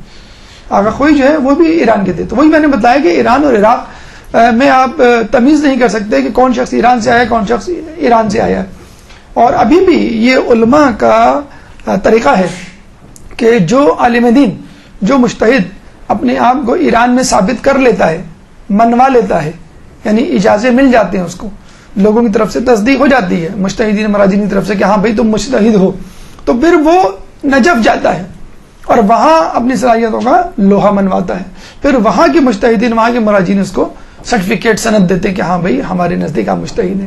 اسی طرح جو شخص نجف میں مجتہد کے طور پہ مشہور ہو جاتا ہے تو وہ کھل جاتا ہے کہ یہ تو نہیں ہے کہ میرے اپنے لوگ، عربی بولنے والے لوگ یا میرے جان پہچان کے لوگ بڑے عرصے سے میں مدرسے میں آ رہا ہوں، استاد سے پڑھ رہا ہوں، تو انہوں نے چلو بھائی تم کافی عرصے سے ہو تمہیں سرٹیفکیٹ دے دیں، نہیں، وہی شخص پھر ایران جاتا ہے، پھر وہاں جا کے اپنا جو ہے لوہا منواتا ہے۔ آیت اللہ عثمہ یہ امام خمینی جو ہیں وہ 10-12 سال جو انہوں نے تقریباً وہاں پہ نجف میں گزارے ہیں، قم میں تعلیم حاصل کرنے کے باوجود کہ اپنا لوہا وہاں بھی منوایا جائے اور وہاں بھی، اور اب تک علماء کا جو مجتہد نہیں بھی ہیں ان علماء کی بھی میں بات کر رہا ہوں کہ اگر کچھ عرصہ قم جاتا ہے، کچھ عرصے وہاں رہتا ہے، تو اس کی خواہش ہوتی ہے کہ کچھ عرصے میں نجف بھی جاؤں۔ اس طرح کوئی عالم دین جو ہے وہ نجف میں علم حاصل کر کے عالم بنتا ہے تو اس کی خواہش ہوتی ہے کہ میں کچھ عرصے قم میں بھی پڑھوں، کہ بہرحال دونوں طرف جو ہے اتنا زیادہ جو ہے مواد ہے، علم کی میراث ہے کہ ایک گھاٹ سے، ایک کنویں سے جو ہے وہ، ایک چشمے سے دل نہیں بڑھتا انسان کی، جو ہے وہ پیاس نہیں بجھتی، تشنگی باقی رہتی ہے، تو وہ دوسرے مقام کی طرف رخ کرتا۔ آذربائیجان جو ہے وہ ایک ملک ہے، اب الگ اسٹیٹ بن چکا ہے، پہلے رشیا کی اسٹیٹ تھی، اور یہاں پہ شیعوں کا کافی زور ہے، کافی شیعہ جو ہے وہ عوام یہاں پہ رہتی ہے۔ البیان فی تفسیر القرآن، سورہ فاتحہ کی تفسیر فقط کتابی صورت میں، چھوٹی سی کتابی صورت میں آپ کو مل جائے گی، اردو میں ترجمہ اس کا ہو چکا ہے۔ انہوں نے فقط سورہ فاتحہ کی تفسیر لکھی بس، اور آپ کو معلوم ہے کہ انہوں نے آگے نہیں لکھی تفسیر؟ جب ان کو پتا چلا کہ محمد حسین طباطبائی تفسیر لکھ رہے ہیں. انہوں نے کہا پھر مجھے کیا ضرورت ہے. لیکن اتنا زیادہ علماء کا ایک دوسرے پر بھروسہ اعتماد ہوا کرتا تھا کہ اگر کوئی شخص کام کر رہا ہے تو یقیناً وہ یہ بھی کہہ سکتے تھے کہ ٹھیک ہے وہ اپنے انداز سے لکھیں گے, ان کا ایک الگ طریقہ ہے اور میرا ایک اپنا الگ طریقہ ہے, جیسے ایک ہی موضوع پہ کئی کتابیں مل جائیں گی ہم کو. تو اتنا اعتماد تھا کہ اگر تفسیر میزان محمد حسین طباطبائی لکھ رہے ہیں تو پھر وہ یقیناً اپنے اس موضوع کے ساتھ جو ہے وہ اس کتاب کے ساتھ اس تفسیر کے ساتھ انصاف کریں گے, مجھے کیا ضرورت ہے. تو فقط سورہ فاتحہ لکھ کے انہوں نے جو ہے وہ چھوڑ دی, مزید جو ہے قرآن کی تفسیر نہیں لکھی. رسالہ لباس مشکوک منہاج الصالحین بہت مشہور کتاب ہے, آج بھی جو لوگ توضیح وغیرہ پڑھ لیتے ہیں اور کافی طاق ہو جاتے ہیں مسائل میں تو وہ منہاج الصالحین عروۃ الوثقیٰ نامی دیگر کتابوں کا جو ہے رخ کرتے ہیں. معجم, یہ معجم ہے, عین سے نون نہیں ہے, معجم رجال الحدیث, اس کتاب میں جو کہ خود 24 بلکہ 42 جلدوں پر مشتمل ہے, اس کتاب میں انہوں نے علم الرجال کو بند کر دیا ہے. اور آپ کو معلوم ہے جو اجتہاد ہے اس میں اصل ملکہ ہی اسی بات کا ہے کہ انسان راویوں میں تمیز کرنا سیکھ لے, حدیثوں کو صحیح اور ضعیف میں درجہ بندی کرنا سیکھ لے. تو حدیثوں کی نوع بندی یا درجہ بندی جو ہے کس طرح آتی ہے, راویوں کے حالات زندگی کو دیکھ کے. آج بھی انٹرنیٹ کی دنیا میں آپ جو ہے کسی بھی عالم دین کے بارے میں سرچ کرنا شروع کریں تو آپ کی انگلیاں تھک جائیں گی, آپ کی آنکھوں میں درد ہو جائے گا. کتنی جگہوں پہ ایک ایک عالم کا تذکرہ موجود ہے اور ظاہر سی بات ہے ہر شخص اپنے انداز سے دیکھ رہا ہوتا ہے. ویکیپیڈیا ایک اپنے انداز سے دیکھ لے گا, نجف کا حوض اپنے انداز سے دیکھ رہا ہوگا, دیگر اہل تسنن اپنے انداز سے دیکھ رہے ہوں گے. تو اسی راوی کو, اسی حدیث کو روایت کرنے والے کو پھر آپ کو کھنگال کے ڈیسائیڈ کرنا پڑتا ہے کہ یہ راوی صحیح ہے کہ نہیں, تقوی کے اعتبار سے, حالات کے اعتبار سے اور رویے کے اعتبار سے, عقیدے کے اعتبار سے. لیکن آیت اللہ خوئی نے یہ کام آنے والے لوگوں کے لیے بہت آسان کر دیا. وہ اس لیے کہ انہوں نے ان 42 جلدوں پر مشتمل کتاب میں تمام راویوں کے حالات پوری تحقیق کے ساتھ لکھ دیے ہیں. مطلب کم از کم راویوں کی حد تک مسئلے حل ہو گئے اور اب لوگ بہت جلدی فیصلہ کر لیتے ہیں کہ اگر یہ حدیث اس راوی کی ہے تو یہ موجم میں لکھا ہوا ہے کہ یہ راوی قابل اعتبار ہے یا نہیں ہے, اس پہ اعتماد کیا جا سکتا ہے نہیں کیا سکتا, اور کس اعتبار سے کس موضوع کی سے متعلق حدیث پہ اس پر اعتبار کیا, اس کا عقیدہ کیا ہے مثلا. تو یہ کام بڑا آسان کر دیا ہے. اب آنے والے علماء کے لیے مجتہد بننا آسان نہیں, مشکل نہیں. پہلے بہت مشکل ہوا کرتا تھا, کتابوں کی دستیابی ایک مسئلہ ہوتا تھا, پھر تحقیق ایک مسئلہ ہوا کرتا تھا. اب جو اس موجم کی صورت میں اب موجم جو ہے وہ یقیناً سی ڈی اور انٹرنیٹ پہ بھی دستیاب ہے, آپ گھر بیٹھے. بلکہ آیت اللہ خوئی کے بھی دروس جو ہے انٹرنیٹ پہ موجود ہیں, درس خارج والے دروس, آپ جو ہیں وہ پیچھے جا کر ان کی ریکارڈنگ جو کہ اب انٹرنیٹ پہ ویب سائٹ پہ ڈل گئی ہے وہ آپ لے سکتے ہیں. اس وقت بھی جو دروس ہو رہے ہیں ایران میں اور عراق میں وہ انٹرنیٹ پہ دستیاب ہوتے ہیں, آپ گھر بیٹھے ان دروس کو حاصل کر سکتے ہیں. اور ان کے بارے میں کہا جاتا ہے کہ فقط یہ علم دین, علم فقہ اور اجتہاد کی منزلوں سے نہیں گزرے, ان علوم کو نہیں حاصل کیا, بلکہ علم فلکیات اور علم طبیعات. جب چاند کا مسئلہ چلا تھا جنہوں نے اپنے جب نظریہ پیش کیا تو ان کا جو اصل درس ہے چاند کے مسئلے سے متعلق اس میں باقاعدہ انہوں نے ڈائیگرام سے ثابت کیا ہے کہ چاند کس وقت, کس دن, کس شب, کس لمحے, کس جگہ پر ہوگا. جیسے کہ ایسٹرولوجسٹ کرتا ہے, ہمارے پر فلکیات کرتا ہے. ہمارے یہاں تو ریت الہلال کمیٹی والے چاند تک نہیں دیکھ پاتے اتنی محنت کے باوجود. تو خوئی صاحب نے بالکل ایک پرفیکٹ ماہر طبیعت یا ایسٹرولوجسٹ یا ماہر فزکس کے طور پر باقاعدہ اس چاند کی منزلیں باقاعدہ بتائی ہیں. تو فقط علم دین یا پیور اجتہادی نہیں بلکہ دنیاوی طور پہ فزکس اور فلکیات میں بھی جو ہے وہ بہت مانے ہوئے. ایک پرانی تصویر آیت اللہ سیستانی کے ساتھ جب آپ جوان ہوا کرتے تھے اور آیت اللہ سیستانی جو ہے بچپن کی لڑکپن کی منزلوں پر تھے, ہونہار مطلب بہترین عالم کے بہترین شاگرد, اور اللہ تعالیٰ ان کی صحت جو ہے سلامتی ان کو عطا فرمائے اور ان کے درجات کو بلند کرے. آیت اللہ خوئی کا جو رتبہ مقام منزلت اس زمانے میں آپ اندازہ کر سکتے ہیں کہ جس طرح ہر زمانے میں ہوا ہے کہ حکمران چاہتے تھے کہ اس زمانے کی بڑی مذہبی شخصیت ہمارے ساتھ ہو, کہتے ہیں کہ علی کی بیعت کی ضرورت کیا تھی؟ یہی ضرورت تھی کہ علی جیسی شخصیت جب ہمارے ساتھ ہوگا تو خود بخود ہماری تصدیق ہو جائے گی. تو ہر زمانے میں شیعہ علماء خصوصی طور پہ مراجعین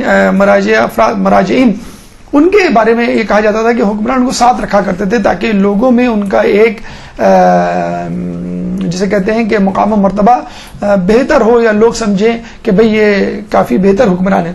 تو باقاعدہ ان کو گرفتار کر کے لے جانا، گرفتار کر کے لے کے گئے اور فورسڈ پبلک اپیئرنس کروائی گئی. یعنی صدام حسین نے آیت اللہ خوئی کو اپنے ساتھ کھڑے رہ کے جلوس کروائے اور لوگوں میں تقریر کی، بتانے کے لیے کہ یہ آیت اللہ خوئی میرے ساتھ ہے.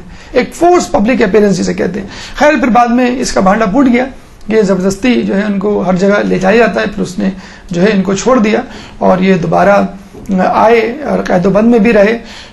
پھر جو ہے یہ انہوں نے وفات پائی. لیکن ان کے 2 بیٹوں کے بارے میں خصوصی طور پہ کہا جاتا ہے. یہ آیت اللہ علی خوئی 7 بیٹے تھے ان کے، جس میں سے 3 بیٹے جو ہیں حرم میں مدفون ہیں. علی خوئی موجود ہیں، یہ تقی خوئی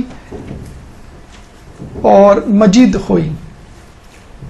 یہ 2 جو ہیں مجید خوئی اور تقی خوئی، ان کے بارے میں کہا جاتا ہے باقاعدہ ان پہ قاتلانہ حملے ہوئے، ایک کو کار ایکسیڈنٹ میں اور ایک کو حرم امیر المومنین میں باقاعدہ شہید کیا گیا.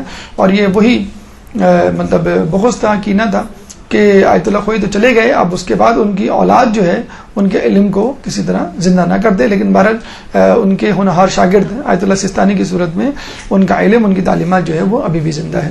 11 نمبر پہ آیت اللہ محمد حسن شیرازی. ایک درود پڑھ دے محمد والے محمد.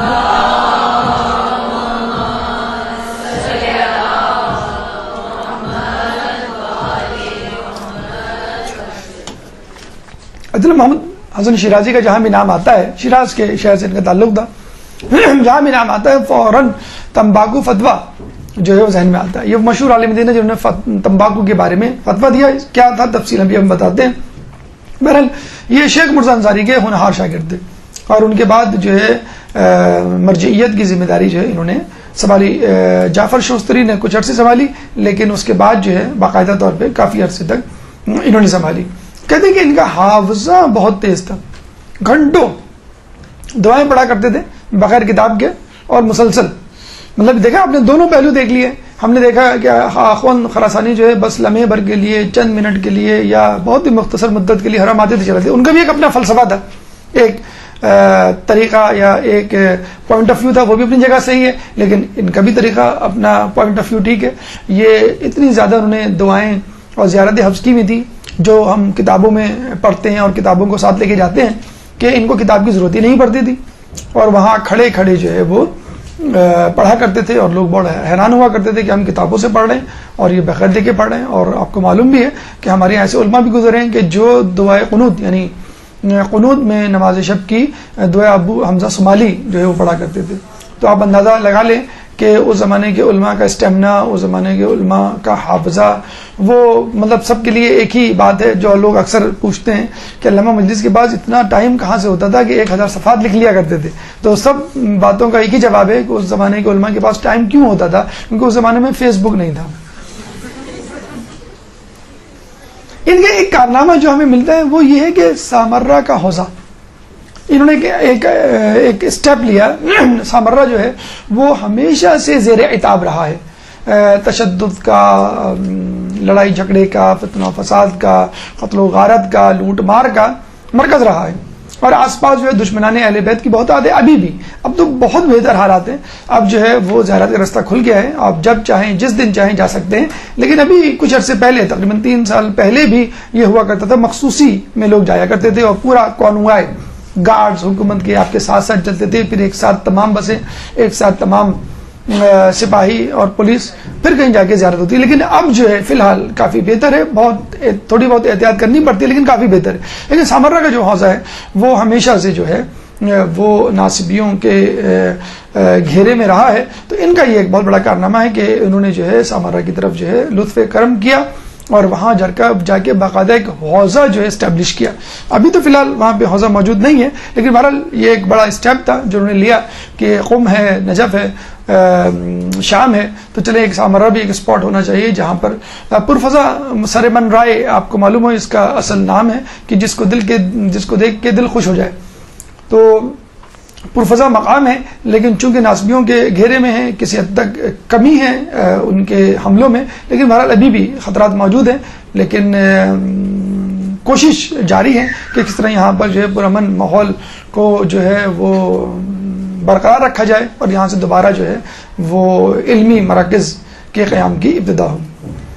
تمباکو کے فتوے کے حوالے سے کچھ باتیں کہ شیرازی صاحب نے جب یہ دیکھا کہ اس زمانے میں انگریز یہاں پہ آ رہے ہیں اور آہستہ آہستہ آہستہ اپنے مقاصد کو حاصل کر رہے ہیں۔ اچھا، یہ تقریباً کم و بیش اسی زمانے کی بات ہے جب برصغیر میں ایسٹ انڈیا کمپنی آئی تھی۔ ایسٹ انڈیا کمپنی آئی، اس نے ٹیک اوور کیا، مثلا آپ کی کاٹن لے کے چلے گئے، وہ کہاں پہ؟ انگلینڈ۔ گجرات میں جتنی بھی ملیں تھیں وہ بند ہو گئی، کیونکہ ہماری ملیں جو تھیں اس میں زیادہ تر جو ہے فیکٹری میں ہاتھوں سے کپڑا بنا جاتا تھا، لیکن انگلینڈ والے وہاں لے کے اپنی فیکٹریوں میں مشینوں سے جلدی جلدی اس کاٹن سے، کپاس سے کپڑا بنایا، بہت جلدی بن گیا، بہت معیاری بن گیا، واپس انڈیا آیا، ہماری فیکٹریاں بند ہو گئیں اور سب بے روزگار ہو گئے، اور پھر وہی کپڑا یہاں پہ بکنے لگا۔ جب یہاں بکنے لگا تو پیسہ جو ہے، ریونیو جو ہے کہاں گیا؟ انگلینڈ چلا گیا۔ تو کاٹن ہماری انگلینڈ میں، اس کاٹن سے جو کپڑا بنا ہے اس کے پیسے جو ہیں وہ بھی جو خریدنے میں لگے ہیں وہ بھی انگلینڈ میں۔ تو اس طرح انگریز جو ہے وہ آپ کی جو ہے اس پہ قابض ہو گیا۔ چائنا جب گیا تو اس نے کہا بھی یہاں کے لوگوں کے ساتھ کیا کیا جائے، تو اس نے کہا کہ یہاں کے لوگوں کو جو ہے وہ مسالے دیے جائیں۔ تو برصغیر آیا، برصغیر سے جو ہے اس نے مسالے لیے، اسپائسز لیے، انگریزوں کو کھلانے کی کوشش کی، یورپ نے نہیں کھائے، چائنا والوں کو کھلا دیے۔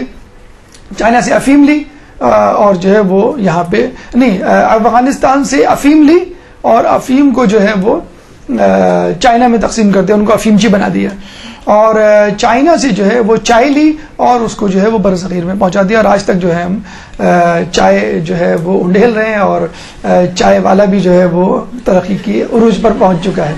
تو اب یہ ہماری حالت ہوگی، لوگ فخر سے کہتے ہیں کہ چائے پینا تو واجب ہے اور 2-4 کپ اضافی پی لیں تو مستحب ہے۔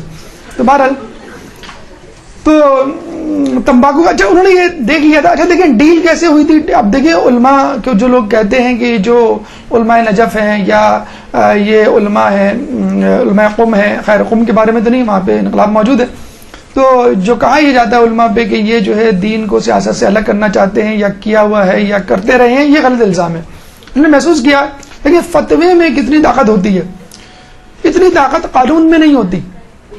اگر آپ کو کہہ دیا اگر سستانی کے نزدیک ریڈ سگنل توڑنا منع ہے، آپ نہیں توڑیں گے، اور آپ کو جو کانسٹیبل کہے نہیں توڑو، کانسٹیبل کہہ دے، ٹی وی پہ میسج آ جائے، تو آپ کیا کریں گے؟ سگنل پہ دیکھیں گے کانسٹیبل ہے کہ نہیں ہے، نہیں ہے تو توڑ دیں گے، آپ اس کے خوف سے توڑیں گے، یہ نہیں کہ اس نے کہا ہے، لیکن آیت اللہ سستانی کہہ دیا مثلا تو آپ نے نہیں توڑیں گے۔ تو ڈیل کیا ہوئی؟ 15,000 پاؤنڈز ہم دیں گے آپ کو۔ اس زمانے کا جو بادشاہ تھا ناصر الدین قاجار، 19ویں صدی 1925 اوائل 19ویں صدی کے ایام تھے، اور حکومت اس کی کمزور ہو رہی تھی۔ تو جب اس نے دیکھا مجھے 15,000 پاؤنڈ بنائے اس زمانے میں 100 سال 200 سال پہلے مل رہے ہیں بیٹھے بٹھائے، کچھ بھی نہیں کرنا پڑ رہا، plus 25% of the prophet of تمباکو ملے گا، تو وہ تیار ہو گیا۔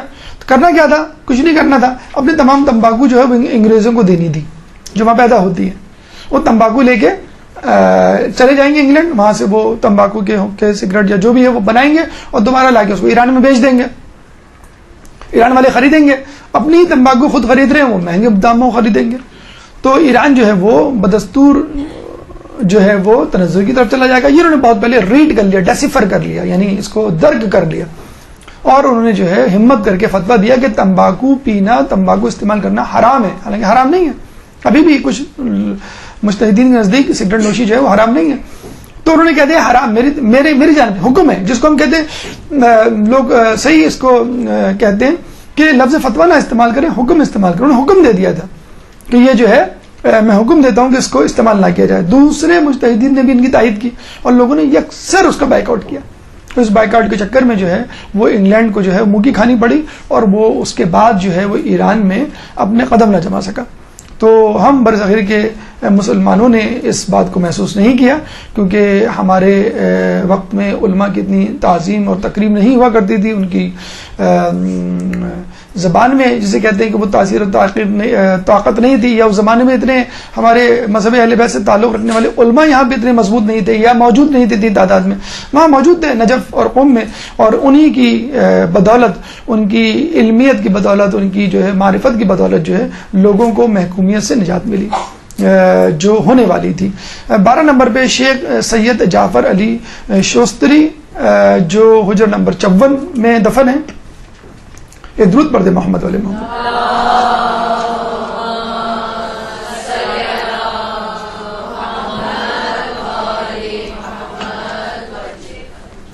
دیکھیے شوستری صاحب اپنے شہر شوستر یا شوشتر میں خود مرجع تھے.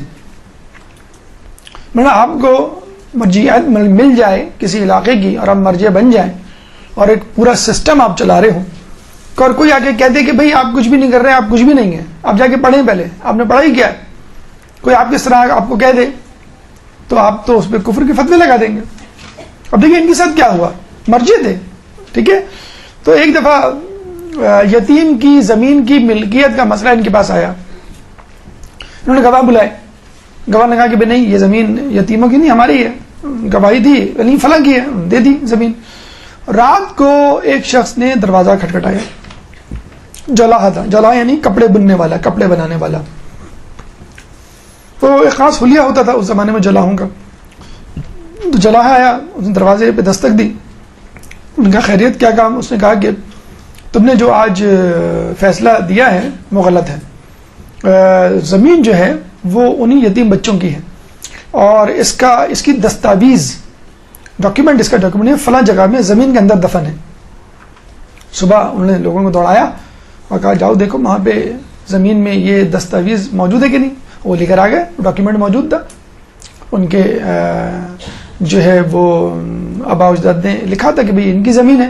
تو فوراً گواہوں کو بلایا، ان کو سزا دلوائی، اور جو زمین تھی، جائیداد تھی، وہ ان یتیموں کے حوالے کر دی. اب یہ دوسرے دن بیٹھے سوچ رہے ہیں کہ دیکھو میں نے اتنا بڑا غلط فیصلہ دے دیا، مجھ میں فہم و فراست ہی نہیں ہے، میں جو ہوں وہ درک ہی نہیں کر سکتا، لوگوں کے جھوٹ کو پکڑ ہی نہیں سکتا، لوگ جھوٹی گواہی دے رہے ہیں، تو میری معرفت کس بات کی، میری علمیت کس بات کی. تو دروازے پہ دستک ہوئی، دروازہ کھولا، وہی جلا کھڑا ہوا. اور جلائی نے اس دفعہ کہا کہ تم جو کر رہے ہو وہ صحیح نہیں ہے. یہ کہہ کے چلا گیا. اب ان کو اور ٹینشن اور پریشانی کہ اس کا مطلب ہے جو مرجعیت کا کام ذمہ داری میں نے سنبھالی بھی ہے، یا جو میں علم پھیلا رہا ہوں یہ صحیح نہیں ہے، یا اس لیول کا نہیں ہے. اب وہ بہت پریشان کہ بھئی کیا کروں میں، کیا نہیں کروں. یہ پتنی کون ہے جو میرے حال سے بھی واقف ہے، جس نے اتنی بڑی بات مجھے بتا دی، یہ کوئی خضر ہے کیا ہے. اور یہ ہوا ہے سید مہدی بحر العلوم کا واقعہ آپ کے سامنے ہے، جنہوں نے دروازہ بند کر کے بیٹھ گئے تھے کہ اب میں فتوے نہیں دوں گا. اتنا غلط بڑا فتویٰ دے دیا کہ عورت کے جو بچے کو جو ہے عورت کے ساتھ جو دفنا دیا جائے، اور بہت سارے. تو جب یہ دوبارہ گیا جلاحہ تو پھر وہ سوچ میں پڑ گیا کہ یار کیا مسئلہ ہے، اس نے مجھے کیا کہہ دیا. اور یہ تو جلاحہ ہے، کوئی مرجع ہے، کوئی عالم، کوئی عارف بھی نہیں ہے، نہ میں اس کو جانتا ہوں. یہ تو پہلی مرتبہ مجھے دکھا ہے، میں اس کے کہنے پہ کیسے کچھ کروں یا چھوڑ دوں کچھ. تیسرے دن وہ پھر آیا، پھر دستک، دروازہ کھولا. انہوں نے کہا کہ تم فوراً نجف چلے جاؤ اور وہاں جا کے علم حاصل کرو، اور 6 مہینے بعد وادی سلام میں میرا انتظار کرنا. اس جسے کہتے ہیں کہ اعتماد کے ساتھ اس نے یہ بات کی جیسے کہ کوئی بہت بڑا شخص ان کو حکم دے رہا ہے. صاحب معرفت تھے، چشم بصیرت رکھتے تھے، پہچان گئے کہ یقیناً یہ خدا کی طرف سے مجھے حکم ہے. اپنے گھر کا سارا سامان اور گھر کو بیچا اور چلے گئے. جب وہاں پہنچے ٹھیک 6 مہینے بعد وادی سلام گئے تو وہی جلاحہ موجود تھا وہاں پہ. جلاحے نے اس شخص نے جو ہے فوراً ان کو کچھ نصیحتیں کی کہ تمہیں نجف میں رہنا ہے، تمہیں یہ کرنا ہے، تمہیں فلاں سے تعلیم حاصل کرنی ہے، اور تمہیں اس طرح کی خدمات انجام دینی. ان تمام باتیں نوٹ کر لی. اور پھر شوستری صاحب نے کہا کہ اس کے بعد میں نے حرف بحرف اس کی ہدایت پہ عمل کیا. کیا عمل کیا؟ مثلا شیخ مرزا انصاری کی فوراً جو ہے ایک درود پڑھ دے ماں.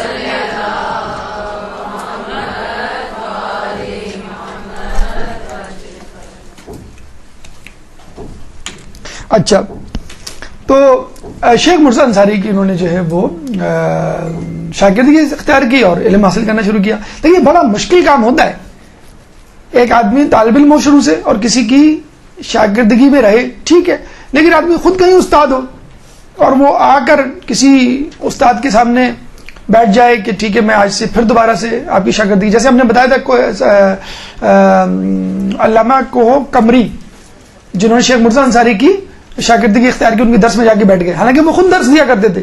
جب انہوں نے دیکھا کہ ایک شخص دے رہا ہے مفلوق الحال ہے لیکن مجھ سے زیادہ اچھا درس دے رہا ہے، تو خود بھی بیٹھا اور اپنے استادوں کو بھی کہا، اپنے شاگردوں کو بھی کہا تم بھی بیٹھو. تو شیخ جعفر شوستری جو ہے باقاعدہ زانو تلمذ کر کے شیخ مرزا انصاری کے پاس بیٹھے.